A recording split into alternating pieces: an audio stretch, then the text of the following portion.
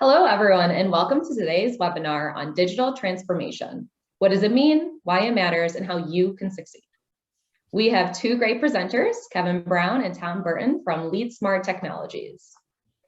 LeadSmart is one of our new business service providers as they joined in February of 2022. They offer a CRM, business intelligence, and channel collaboration platform.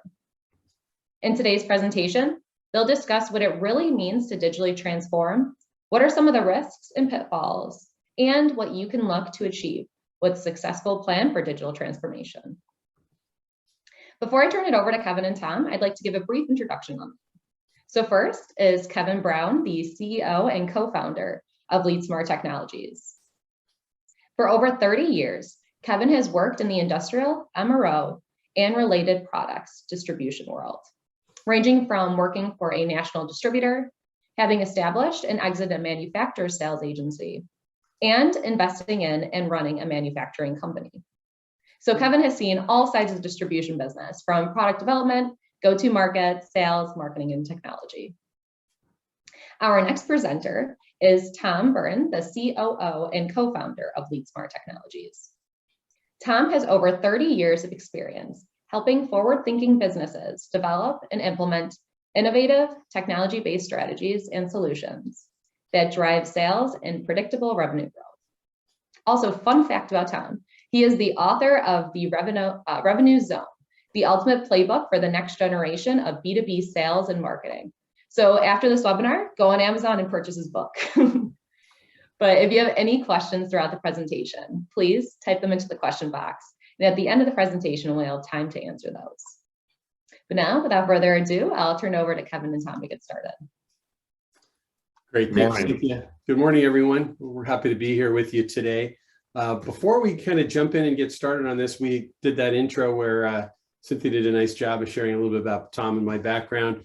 We're looking forward to sharing some thoughts with you today. But before we get started, even on our first slide here, in fact, we can, Tom, jump to the next one with the agenda. But Cynthia, will you pop up the first poll for us? We wanted to get a feel from everybody about a little bit of your thoughts and ideas and understanding related to digital transformation in general.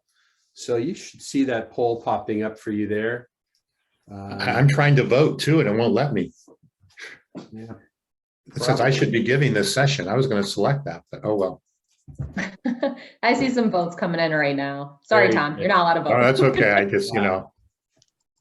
Good. Well, we'll take a little time. But our goal here today is to really kind of think through, we'll go through this agenda in just a moment, but you know, whether you're a distribution company that's on the smaller side, or you're you know, a large organization that works in multiple states with lots and lots of branches, we wanted to kind of unpack some things for you today that will be beneficial to you as what we kind of sometimes call as your digital journey. So Cynthia, how are we looking there with our quiz or our poll? So it looks like about 43% of people said a completely foreign concept. Another 43% stated, I know a little bit about the concept, but don't fully understand it. And lastly, 14% said working on transforming, but really need to get my arms around it. Good. What was the percentage on that last one about working on things? About 14%. Okay, great. So we've got a nice mix of folks with kind of understanding things.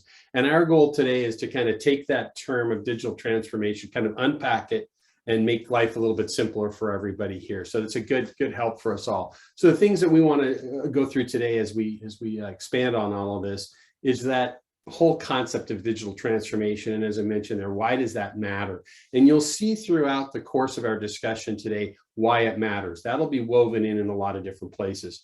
We've identified 6, there's probably quite a few more, but 6 challenges that distributors often face in this setting. And then we're going to talk about some keys to navigating those challenges, 4 of them in particular, and how to really get your head around this to do a progressive, or what we like to say, crawl, walk, run solution into transforming your company digitally. And then we'll talk, just in our last couple minutes, we'll talk a little bit about our company and what we do with our particular solution. So Tom, let's jump ahead and really kind of dive in here on a follow-up slide. So what is digital transformation? Well, you know, this term that's kind of right out of the dictionary, so to speak, is that it's the process really of taking digital technologies to create new or modify existing business processes even cultures within an organization, and then probably most importantly, that customer experience that meets the changes that are going on in our business and our market. And I think, even before we move on from this, we've probably all seen over the course of our careers, Cynthia mentioned earlier on, I've been involved in industrial distribution for over 30 years. Things have transformed dramatically around us, but we've probably never been in a time where we're seeing more technology tools, whether it's cloud-based SaaS software tools, other technologies that you can bring into your business. But most importantly is, thinking about it as well as we go through this, about the digital transformation that your customer is going through. And we're going to kind of unpack all this a little bit further. So Tom, let's jump ahead to our next slide. So, for those of you who talked about things being a foreign concept, yep, that's just makes a lot of sense when you think about that if we looked at just the term digital transformation. But the reality of it is it's been happening to us for many, many decades, right? We went from sending everything through the post to FedEx or UPS. All of a sudden, in the, what would have been the 80s, this thing popped up called a fax machine, and that replaced a lot of things. All of a sudden, we could get faxes immediately. In fact, I hate to admit this, but I remember the days of checking into a hotel and asking for my faxes, right, that had been sent to me by my office. Then email came around in the 90s, right? Now we had this much better tool, and that has just progressed, that it's become part of our day-to-day life. Well, what about on the other side of the business, whether it's in our warehousing solution or accounting system or whatever it might be internally? We went from the old ledger onto something like QuickBooks, and then next thing we knew, the next slide there, Tom, all of a sudden we went to an ERP system, whether it's a NetSuite or one of the other products, or an Epicor that a lot of people in the distribution world use. Now we have this ERP system. Well, probably a few of you here are like both Tom and I, you carried a pager at one time. In fact, I remember one point in my life, I had 2 of them, which was horrible. And now what do we have? We have these smart devices that go with us everywhere and have more computing power than could be imagined a number of years ago. And then even we went from the stage of having a Rolodex, still see them out there once in a while, or a handwritten phone book, over to a Salesforce automation system and or a CRM system. So we've gone through a lot of changes over the years. But the reason I share these with you is that, you've been doing this concept of digital transformation already. But what we really want to do is get to this place where we have an organized and structured plan for how we're going to grow our businesses and help our customers better. And that's what we want to unpack today. So what's next? Well, we think about this, right? Our customer is changing, as we're going to talk about in depth here shortly. And as that customer is changing and the marketplace is evolving, we need to make sure we have the right tools within our business, whether it's ERP, marketing automation, e-commerce, CRM, whatever those tools are. But it's more than just having the tool, right? We want to be in a position where we can really be focused on having these tools where we can focus on our customer and our prospects to serve them better, which is going to differentiate us from the competitors who haven't done this yet. And as I'm sure a number of you, have thought about over time, and whether it's through NetPlus Alliance or it's through maybe Industrial Supply Association or another trade group, you're hearing a lot about this customer change and digital transformation. And there's risk that goes with not having the ability to really focus on the customer and using the right tools. And we'll unpack that a little bit further today as well. So Tom, let's.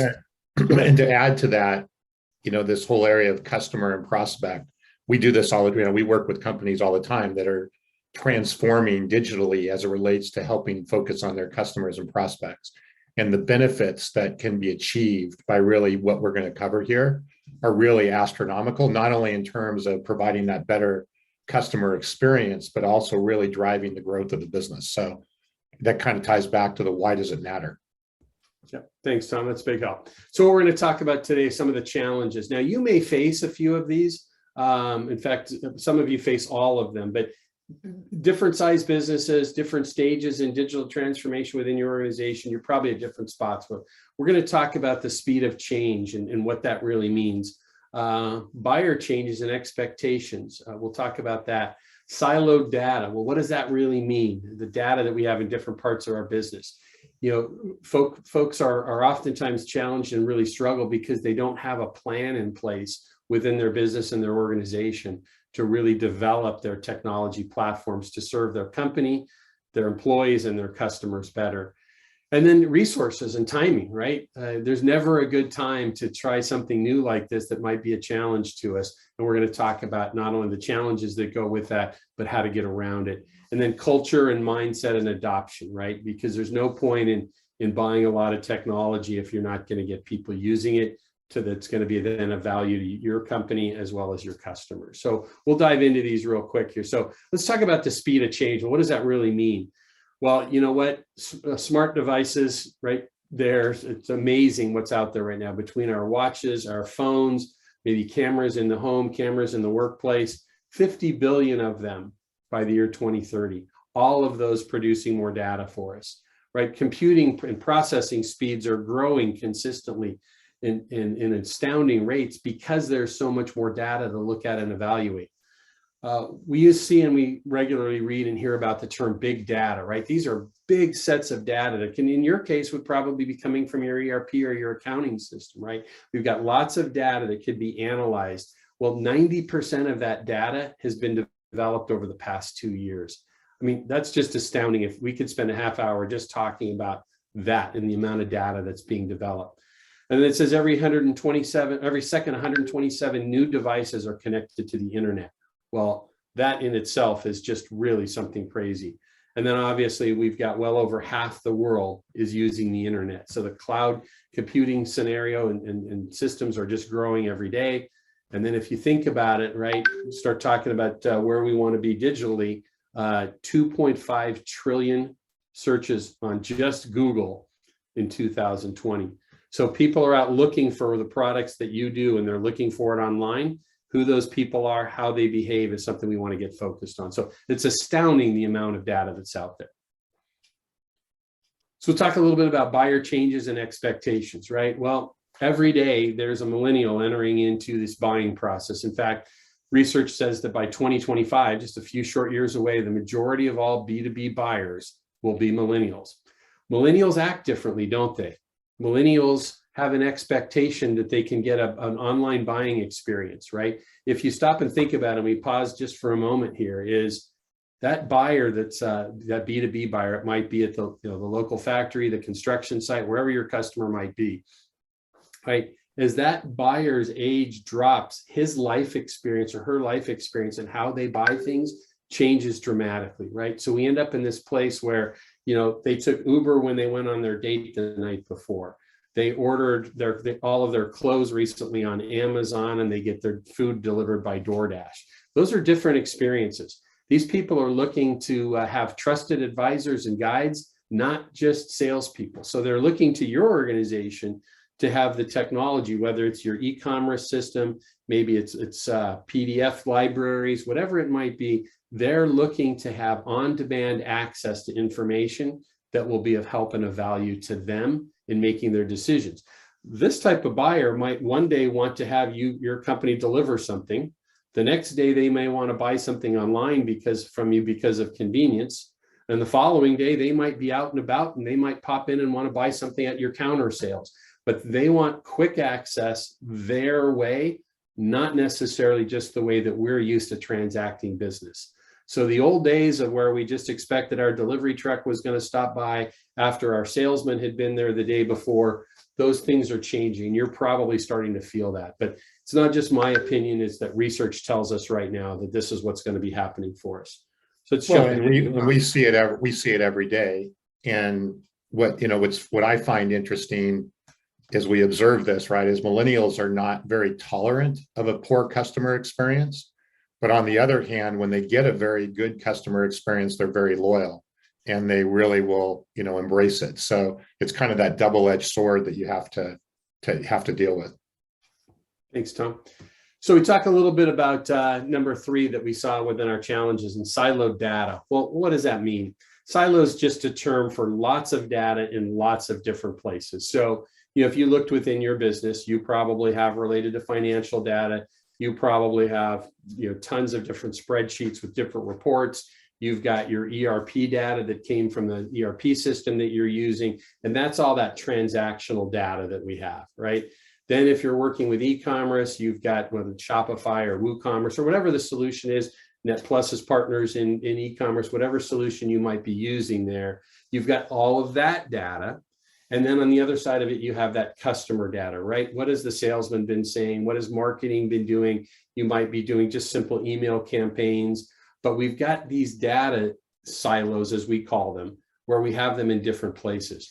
And the challenge that comes from that is with that changing buyer that we talked about, the more that we can know about that buyer, the better off he's going to be served by our company, right? And so when we can have this siloed data talking and bringing all these different pieces together, that's where you win and your customer wins.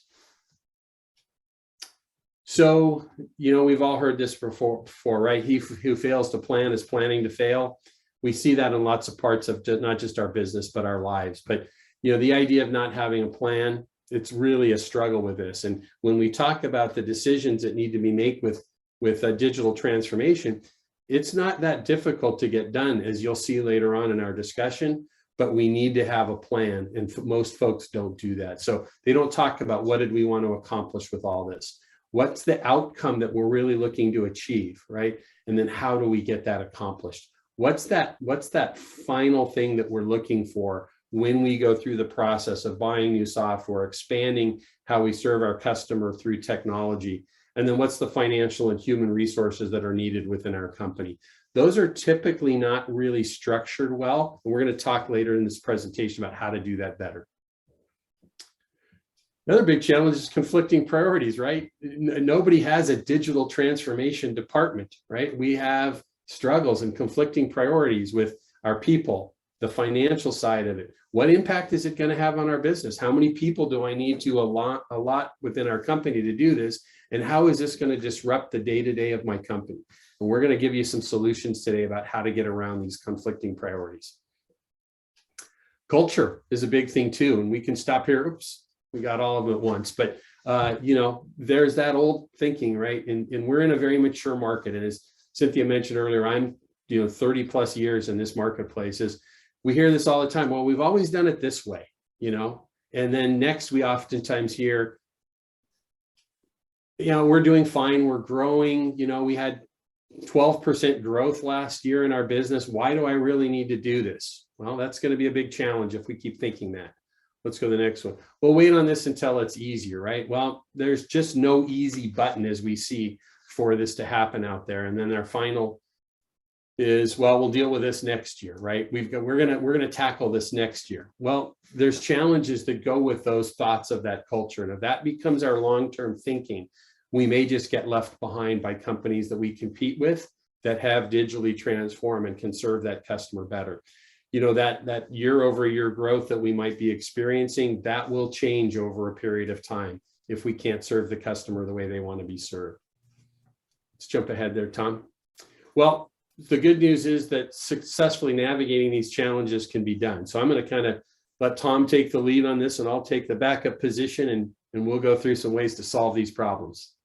Yeah, I let Kevin talk about all the problems, and then I come in with the solutions. So, so we're going to pivot a little bit here and talk a bit about, okay, what can we do to address these challenges? And, per what we said in the beginning of the presentation, how do we make this digital transformation process a bit easier and more efficient?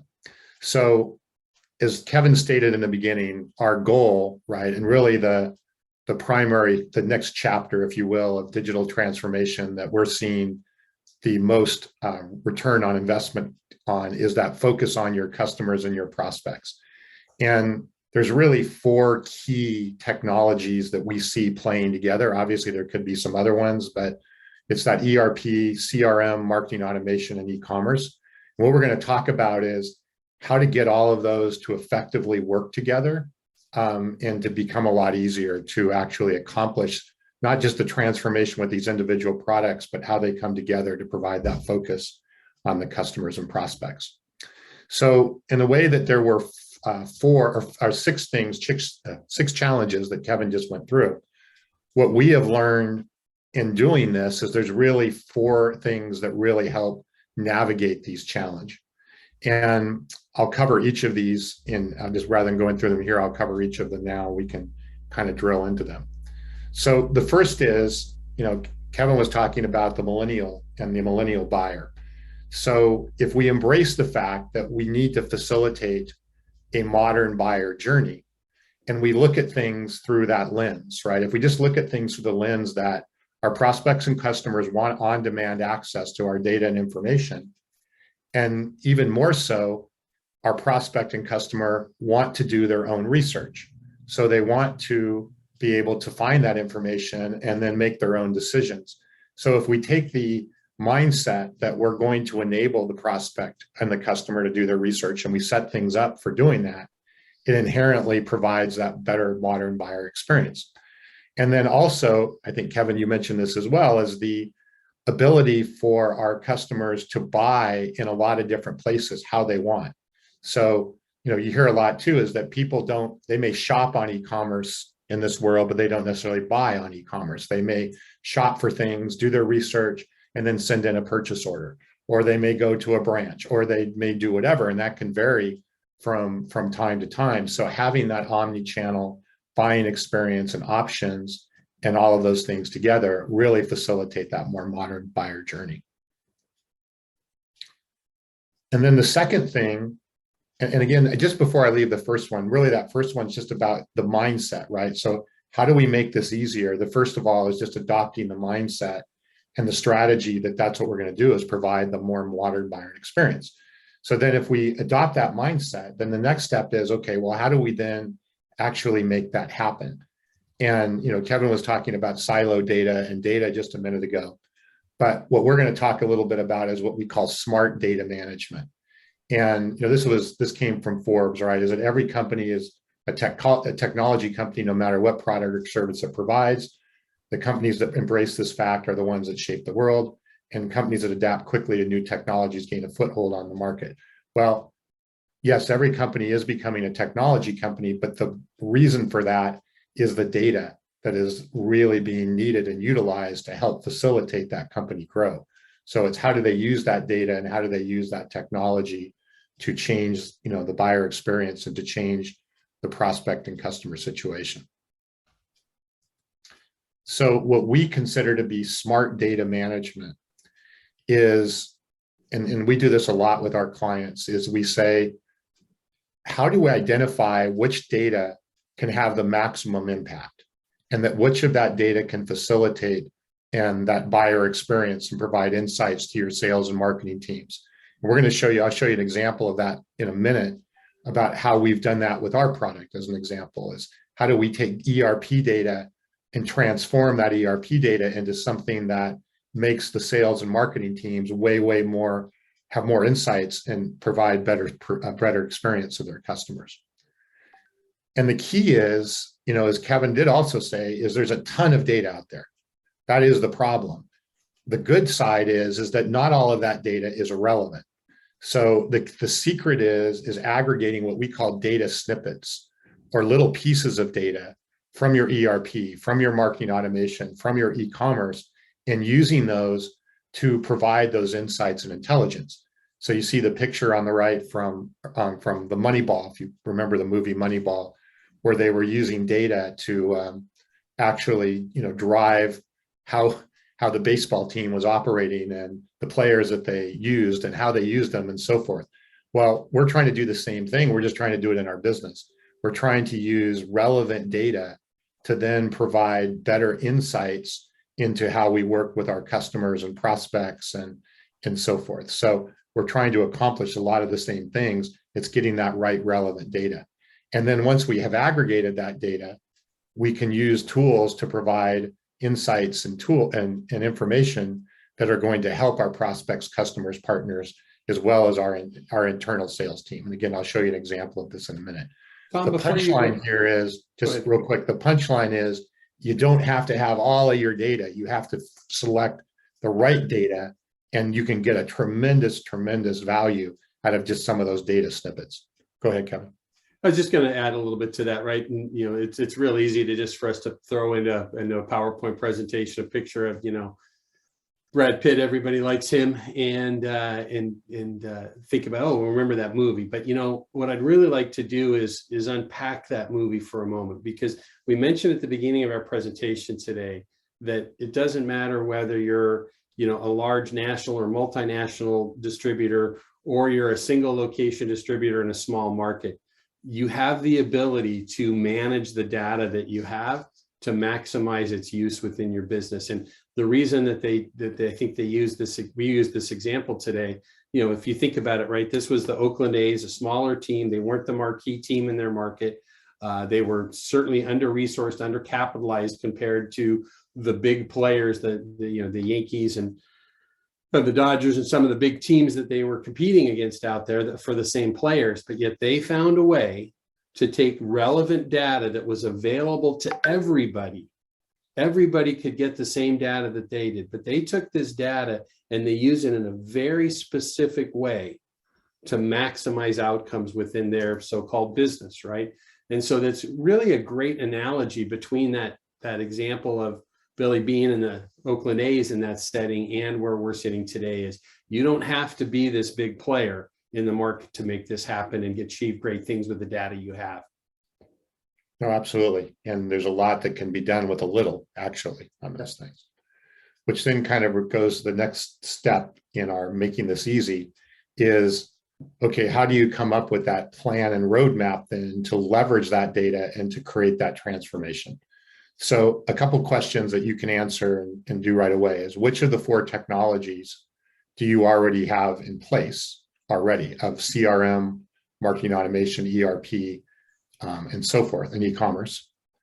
And then which of those technologies are you missing or are out of date or inadequate? A lot of companies have technologies that are old, that are out of date, they're inadequate, they're certainly not adequate for today's. So you can take a look at what you have and what you don't have, and then prioritize the implementation of those remaining technologies based on achieving that maximum impact and value. And we're going to give you some suggestions on how to do that here in just a minute. But again, where people or companies often get overwhelmed is, oh, we're going to try and do everything all at once, and it's going to become this big mega project. And that's not necessary and certainly not really practical at the same time. So identify the technologies you have, what you need, and then work out the plan to take them to the next step. And then the key thing here, we see this a lot, is that when you end up getting these different technologies, they end up kind of getting duct taped together. We call it digital duct tape. And the problem with that is that when you digital duct tape these technologies together, you lose the value of the data and that smart data management that we just went through, because the data tends to remain siloed, back to the original challenge, and you're not looking at how these technologies are being used holistically to actually create that insight and that experience. So the digital duct tape is something that we want to avoid, and we want to look at this definitely more holistically and comprehensively. Tom, before you go fully past that, I wanted to make one little additional comment related to that digital duct tape, and let's use a real life example of that. We have a new customer we're working with right now. They're a nearly 20 location distributor in the southeast part of the United States, and they have bought lots of software, right? ERP system, that's the core of their business. They've got e-commerce running by a whole different group of people in their organization that are running their ERP data. They've got software that they've purchased to help them define their compensation plan for their people, and their people have access to that. They bought 3 or 4 different disparate systems, but they never did it with a plan. And now what they finally realized is they need a modern CRM that's cloud-based, that's focused to help them in their business. And now they have that digital duct tape, and it's something we're working with them on, and they'll certainly be overcome. But if they had had that plan in place and a roadmap for how they were doing all of their data management together, as Tom's been discussing, they wouldn't have needed digital duct tape, right? So digital duct tape can be used. We can solve those problems. But when we have these transformation plans and roadmaps, it makes it so much easier. Yeah, absolutely. So as we work out the plan and the roadmap, right, and this is kind of a balance, as we were talking earlier about culture and priorities and conflicting priorities and so forth. So of course you want to have alignment within your organization behind what you're doing. However, one of the problems we see commonly is that alignment turns in sometimes into analysis paralysis, and nothing really gets done because there's too many opinions and there's too many people that are, have opinions and ideas on what should occur. And as a result, a lot of things don't occur. So what we recommend is there's kind of a few steps here to really help create that alignment.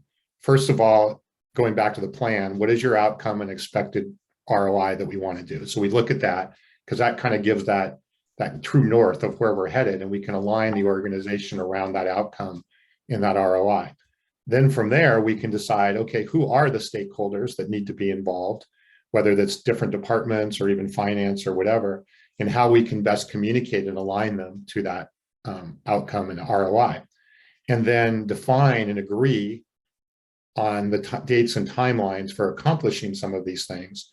And always with the mindset that we're going to keep moving and to keep the process going. The culture issue that Kevin brought up earlier, which we hear all the time. And, Kevin, we've heard this now from some of our companies that we've been working with for years. We're going to do it next year and next year and next year, right? It's like the tomorrow thing. We'll always do it tomorrow. Never a good time. Yeah, there's never a good time. And we won't have those same, competing priorities in a year. Well, the fact is you are going to have different competing priorities in a year. So the most important thing is to keep things moving and keep them going. And then obviously work out, what is the budget and the investment and the dollars you have to invest in these. And again, work that out as ways to go forward. So just again, to summarize, obviously need to keep the organization aligned, but you want to make sure that the organization and what it's doing is keeping things moving versus things stopping and coming to a halt.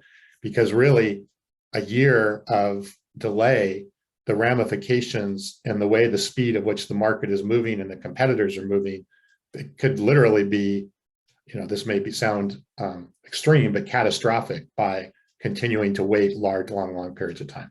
So go ahead, Kevin. I know you have some things to add here.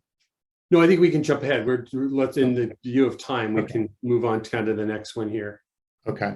So anyway, the things we want to look at as we move forward then is how do we do things in the right sequence? So what can be done now quickly and efficiently, kind of what we just talked about, based on the plan and more roadmap.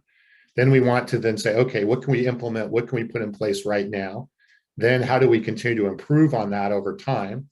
And we'll begin building out what I'm going to show you in a minute called mission control, which has allowed me to start to have those insights and that smart data that we were talking about, and then continue to optimize and work towards the ideal, right? So let's not try and hit the ideal day one. Let's look at how we want to get to that ideal through that crawl, walk, run. And then as we get more sophisticated, we can look at more advanced technologies and artificial intelligence and automation, because you have a platform and a framework for actually accomplishing that. Tom, if I can, before that, we jump ahead, and we're going to do another poll here before we move into the next slide. In just a moment, Cynthia will call for that. But, this is really kind of the crux of what we wanted to bring across to the viewers today and the folks who have joined us, is that, this is a big topic, digital transformation, but it really kind of boils down to some key points within your business regarding what Tom was describing. We've been sharing today is about focusing on that customer, how we can serve them better, and that will then in turn help your business. But so many people look at this as just being completely daunting to them. We don't have the time. We talked about all the challenges that people have within their organization. But this particular slide, this thinking and mindset of crawl, walk, run, there's things that can be done quickly and easily up front to refine the systems that you already have. Make sure that they're talking, set these roadmaps and so forth. But that's the big takeaway that we really want people to have today, is that it's never going to be an easy time. It doesn't have to be as difficult as you might think it is. And there's a crawl, walk, run solution that you can do with this, so that it becomes part of your organization, is that you're digitally transforming. I always like to say, this is a process. It's not an event. There's not a button that says over the next 6 months, we're going to digitally transform. your organization is going to be digitally transforming because of the world that we live in for the rest of your lifespan of your business. And so we need to get these pieces in place, and we can do it from this easy method of crawl, walk, run. Okay. Did you want to do the poll? Yeah, let's jump ahead. Cynthia, if you're ready with that poll, let's throw that up there. Alrighty, so I just launched the poll right now. Yep. So my company has the following. Let's get a little feel for what people have regarding technology within their business now. Which tools are you currently using? While they're doing that, I'm going to go ahead and keep going, Kevin, in the interest of time. Yeah. So, kind of the opposite of digital duct tape is looking at what we call a tech stack and working out how you have your technology working together. And you may have heard this term before, tech stack. And what it means is it's an integrated collection of technology-based tools that work together to help operate more effectively, market more efficiently, and enable your sales and market and service teams to provide an optimal customer experience. The key word here is integrated collection versus, again, the digital duct tape.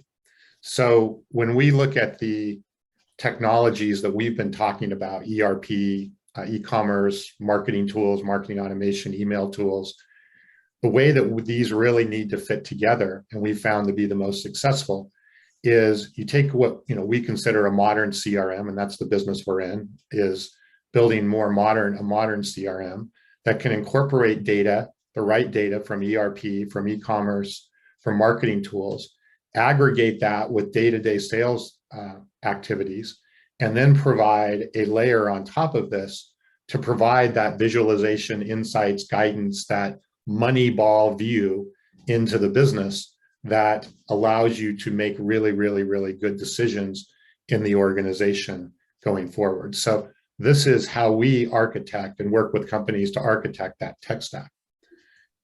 And Tom, before we jump ahead, let's get those poll results. Oh, sure, yeah.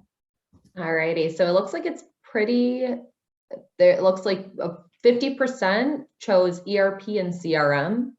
And then the next two, ERP system and ERP, e-com, marketing automation, but no CRM yet, both tied at 25%. Okay.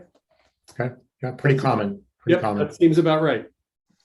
So speaking of CRM and mission control, just real quick, and this is I'm sharing what we do more as an example rather than necessarily trying to spotlight that we're the perfect solution on these things. But we've spent a lot of time, Kevin and I and our company, really figuring out how do we provide that right CRM. We built a product called Channel Cloud, and it's a CRM and mission control platform. So it's really those top two layers that then allow us to tie into your existing ERP and e-commerce and marketing automation tools. And what we've done and how we've built this is what we use is kind of an app-based architecture. So much like you have your phone, right? You have your phone and you install apps on your phone based around things you need to do.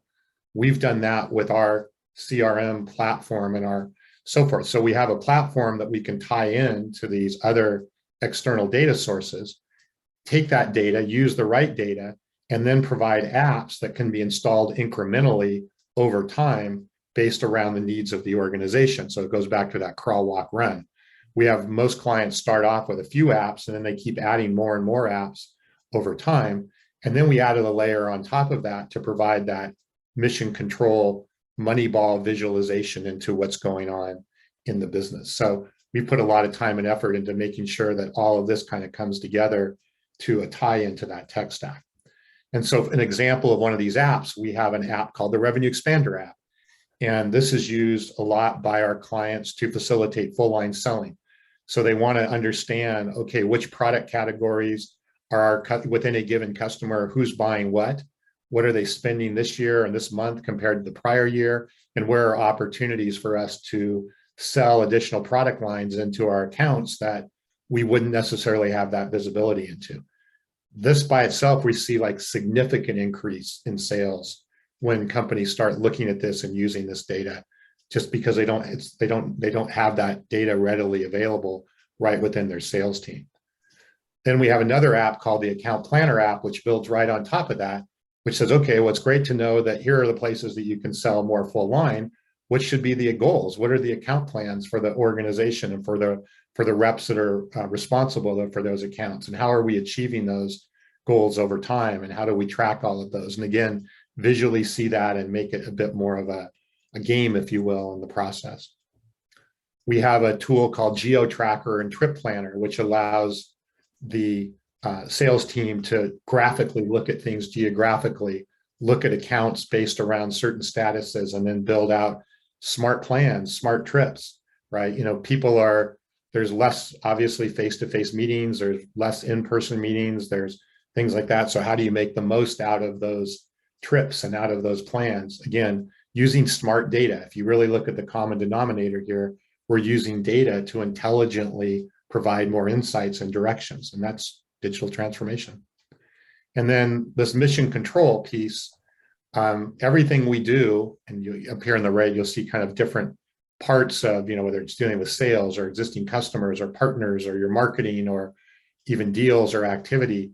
We'll do everything to make it as visual as possible so that it's in providing insights, again, kind of that Moneyball insights into what's actually occurring, what's happening, and make it real easy to see what's happening and going on through that mission control aspect of things. So again, examples of how we're doing this and using this as it relates to the CRM.